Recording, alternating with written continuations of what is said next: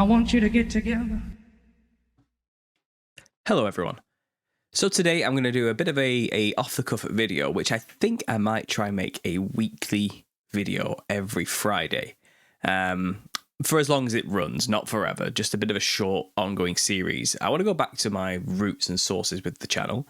I did briefly cover this in my last video, where I was just kind of randomly letting some stuff off my mind to you guys. And it's that I want to kind of go back to something called the Tips for Truthers series. Now, if you go to my channel, and I'll share the screen here, there actually already is a playlist dedicated to this. If you scroll down, you can see created playlists. And here we have one called Tips for Truthers. And they're pretty low quality, quite old. They were made about a year ago now, as you can see. But there is a set here of a lot of different pieces of advice. What have I got here? It's 16, maybe 18 videos, just kind of breaking down a few things about how to be a truther in this world. And they're basically best practice pieces of advice. I'm not saying they are the be-all, end-all, you know, or that you should 100% definitely do these perfectly to the book or anything, but they're there just to help you get by and maybe deal with telling loved ones in a little bit more of a concise style. And I realized, like I said, they're old. They're a bit they're a bit low quality. They're shabby. You know, they could be better because they were done in my car. And since obviously I've got this new microphone, I've got the office set up now, I've got something a bit more of a coherent theme going on. I think it might be best to rehash them and retell them. And I think I may have picked up a few extra things along the way in the last year as well, which I'd like to share with you guys. So to open this up, what I'm going to do, I'll try and go through as many as I can in like a half an hour session or a 20-minute session. And the first piece of advice, and I do have my very old document here where I've listed them all out, is be careful who you share this information with. Now, I get it.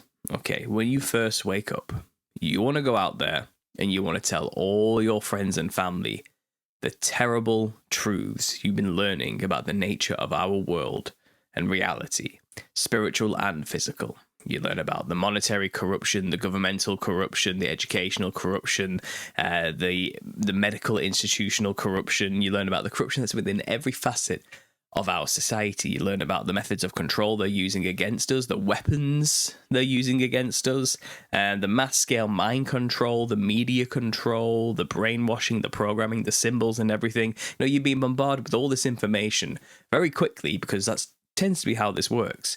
You find one thing, and then you slip into the rabbit hole, and then you're falling for a long time, getting more and more black-pilled and red-pilled, as we used to call it back in the day, you know, learning about all these things, and you spend a long time just soaking in so much information, one video after another, one article after another, one book after another, one podcast after another, one talk after another, you know. It's one thing after another, you're just taking it in, topic hopping, just getting a broad picture in your mind. And you have all this information. It's like, I have to tell somebody. People need to know. Like, we can't hide this, but all my loved ones are being lied to. We're all being deceived on a mass scale. What am I going to do? I've got to go tell everybody. So you run to the closest person to you, usually, be it your spouse, your best friend, your parents, maybe. And you try and just unload it all on them. And you know how it goes. We tend to not be able to shut up once we start because we have so much just overflowing in our brains. It's kind of like, I have to tell them everything. So you do. You tell them everything, and you realize it's been 2 hours. You've been talking for 2 hours to this poor person, this individual you've come to unload onto and to try and wake up, and they haven't said a single word, and they're just looking at you. You know, just with this blank stare, and you realize they switched off like 1 hour 53 minutes ago. You know, and it's been 2 hours. They stopped listening after a few minutes. And instead they were watching you behave the way you were behaving. They were watching you raving away, is the only way they would describe it. They were watching you be somebody they don't recognize. And naturally they have that look of concern in their eyes, don't they? They look at you like, oh, what's happened to them? what has happened to this person? Where are they? What's going on here? Oh dear, they need help, you know. And all those thoughts start kicking in, and it's very rare you find these people actually listen the first time. It usually comes first with the knee-jerk reaction, rejection, and then the judgment and the pity and the search for answers of how we can fix this person starts running through their heads first. You know, how can we get this person back into the fold with the rest of us and back to reality where the rest of us are living, so-called, you know. And like I said, that's our general impulse, isn't it? We want to tell everybody because we want to help. We're not doing it because we're like trying to ruin somebody's good day. You know? It's like the sun's shining, they're having a barbecue or something, you've got all the loved ones around them, and you've just come to piss on their parade, you know, and bring a cloud over their sunshine and say, yeah, but did you realize that everything's controlled by Freemasons? You know, I don't think they were like looking to have that like thrown on them in that time. We're not looking to ruin people's good time, but we can't help but want to tell them because we love them. But we need to be careful with who you choose to actually tell these things to. And there's something to be said for how. Okay, there's always something, then we can get into that later, into other tips for truthers about how to tell people this information. But in those early stages when you are kind of just soaking it all in, be very selective about who you choose to actually open up to. Don't just go all in guns blazing, because you'll learn a lot about people when you try to tell them these things. You'll finally actually realize what kind of person they actually are and how open they actually are, and you'll actually learn quite a bit about somebody. Like I said, when you try and share this with them, things you never realized about that individual, how they react tells you a lot about their state of mind. But when it comes to time and place, this is mainly about something like the workplace. Okay. So you should be very careful about telling your work colleagues this information. Because I know what it's like when you work in a big company with lots of people. I'm going to tell you a story that kind of explains how I learned this lesson the hard way. But it's kind of, you know, when you work something like a large company, you talk a lot in between doing, you know, work, whatever it is you're doing. You know, you talk a lot, especially if you're in a company with headsets on and they're all connected, you know, or something like a supermarket. And if you're the type of person who makes content online, let's say, or has been watching a lot of content online to do with conspiracy theory, it can tend to always end up just coming up in conversation naturally. And then someone latches onto and goes, wait a minute, what did you just say? Explain that a bit more. And usually if they're like the atheistic, secularist, cocky, holier than thou, you know, I'm so intelligent, these stupid people out there believing in conspiracy theories, you know, they usually want to like passive aggressively smarmy kind of ask you questions with a shit-eating grin on their face, you know, like they don't really care about knowing what your answers are. They just want to kind of get things out of you to laugh at you about your crazy worldviews. Those people start coming out, you know. And this is the problem when you work for a company. It's kind of, well, these ideas are actually not the norm. They do go against everything that society is built upon, and it's the lies and the foundations they have built it on. And you are kind of like a fly in the punch bowl, shall we say? You've come along and you've ruined everything for everybody, and people don't like that. You know, they're all, especially in the workplace, everybody's playing a game in the workplace. Everyone's put on the uniform, and they've all non-verbally, social contract wise, you know, they've all agreed we're going to play the role of employee today. We're not here to play the role of friend, you know, or necessarily, but we will go along to get along, and we'll say what needs to be said to make the day run smoothly so we can all clock out and go home. And if you start talking about these ideas in the workplace, you're disrupting the flow of productivity, you know, so be careful who you tell. Not only that, because you might think you have friends in the workplace. You might think you can trust these people. And you might start telling them about, you know, 9/11. Have you ever really looked into what happened there? You know, you start talking about these things. Or you start saying things like, you know, well, I think there might be a bit of a conspiracy, perhaps, to, you know, flood the Western world with people who don't have our ideological understandings. You know, things like it's really controversial subjects, really, when you talk about it. It's kind of like, I think maybe this And you start thinking about the control of the money and everything, you know. And I was thinking, like, there seems to be one particular group of people who seem to own everything and have all the money and are calling all the shots. You know, you start talking about you're going into, you're crossing over boundaries here, which are actually corporate world. You can't, because corporate people hire people of all sorts of beliefs and orientations, whatever they come down to, and to have our beliefs is very contrary to many of these employees. And corporate is scared of being sued or having a bad image or anything that affects their bottom line and profit margins. And if there's an individual in the corporation who is not willing to go along with and toe the mainstream political party line of the time, well, if, you know, it could offend employees. They could lose the money they spent training those employees because they quit, or they could complain and then make management look bad, or make the company as a whole look bad as the type of company who employs those type of people. You know what I mean? Like they're not willing to let it get that far. So if your employment does tend to discover that type of thing, more often than not, especially if it's a big conglomerate type company, maybe not, you know, mom, pa shops, little shops run by families, maybe you might have a lot more leeway in those type of places, but big corporations, it's just it's a no-go. HRs and the type of place that has a HR department, you know, they'll get involved instantly and shut it down because you trusted somebody at work who you thought was your friend to tell this information to and the type of things you believe. Next thing you know, they're bored one day, that person you told who you thought you could trust, you're not on the shift that day, and they're on the headsets stacking shelves or whatever it is they're doing, you know, I don't know, checking on inventory or whatever your job is. It doesn't really matter. Writing emails, replying, and they're talking to the person next to them, or they're talking to the members in the office in that day, or they're on the headsets. And it's late at night, there's no customers around, and they get a bit personal. And that person you trusted says, "Oh, they were talking to me the other day, and they mentioned this." And then the wrong person hears it, and the next thing you know, they're going to your boss and saying, "Oh, I heard so-and-so was talking about this the other day to so-and-so, and I'm a bit concerned. It doesn't sound right. It sounds a bit dodgy, you know."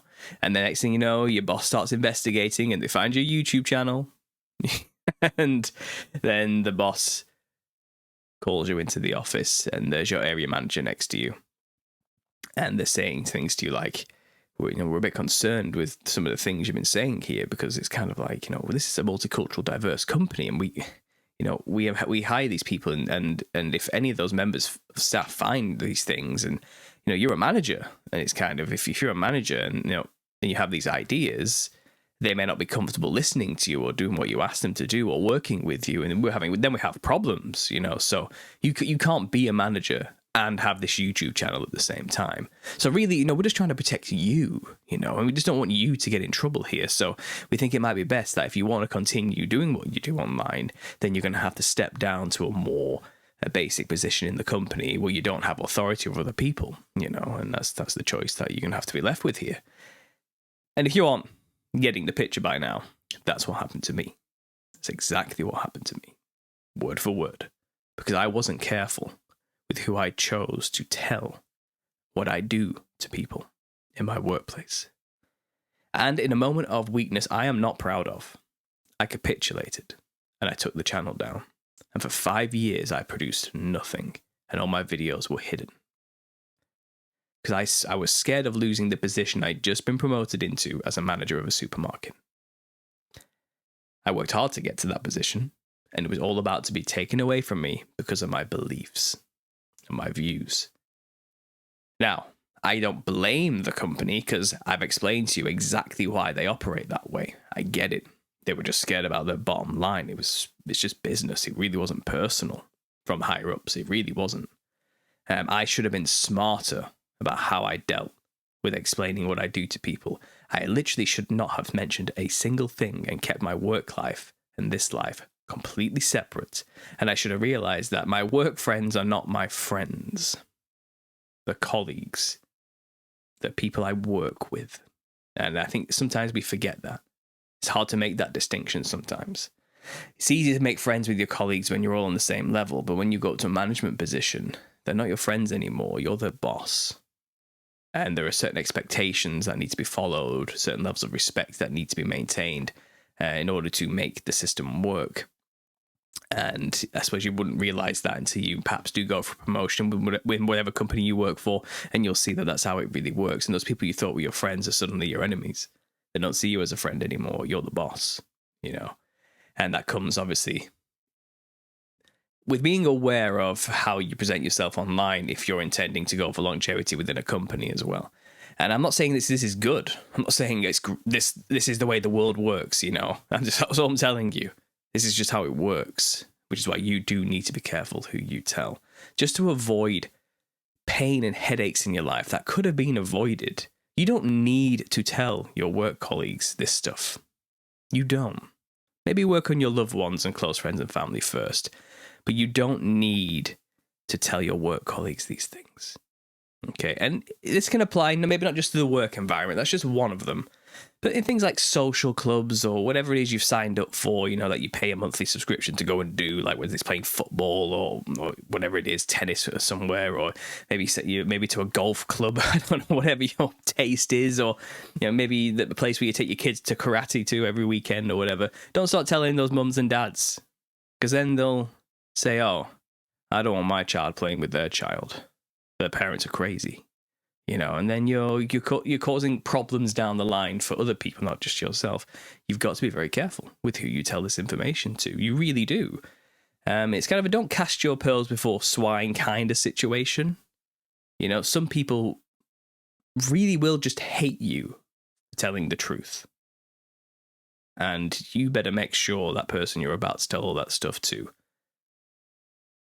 is open to hearing it and will not end up hating you before you say it. And how can we possibly know that so easily? It takes time to know somebody's character. And you will always be surprised. You'll find the person you thought was going to be open to this stuff wasn't. And I'm sorry, but that's just the way it is. So we have to be clever. And we have to remember when we first wake up, and I hope you try and tell other people who you may find in this situation, though it's often too late. Like I said, they've often already blabbed, it's too late, and they've ruined everything and burnt all their bridges immediately before they have a chance to hear someone like me saying this, who's kind of been in the game for a while. But just stop and breathe for a second and think before you speak. Does this person need to know what I'm about to say? And do they need to know that I believe this type of stuff? Think long term here. It comes from a place of love. I get it. You want to save people. You want to help people. You want everybody to know the truth. I know. But in this world, the truth is a weapon. And people don't like having weapons brandished in their face. And when you do, they will get defensive. So it's up to you to guard yourself and to be careful when you choose to get the truth out of its holster. It really is. You have to be extremely careful. So there's the first bit of advice for you and the reasonings behind why. Now, luckily, just to give a happy ending to the story, I quit that job about 2 years ago, started my own company as a wedding photographer. That company went under after a year, but by that point, I came back to YouTube, and now this supports me and my family, and I've made a career out of this instead, and I'm self-employed. So things went well in the end for me, and it took a long story of God kicking me out of that environment slowly but surely, making everything worse and worse and worse for me working there, to the point where I had to just put my foot down and say, I quit, I'm leaving that, I'm not being trapped anymore. I am a conspiracy theorist, I am not a supermarket manager. It took a while to accept that and to take that leap of faith to go out and make it on my own. And thank God it worked out the way it has done. And I'm here now trying to do the best I can to help others as much as I can, who are also waking up to the truth or living the life of a truther, to help deal with it in a healthier, better way that doesn't end up with us being isolated or accused of being crazy or alone. I hope this helps. Thanks for listening, and as always, God bless. I want you to get together.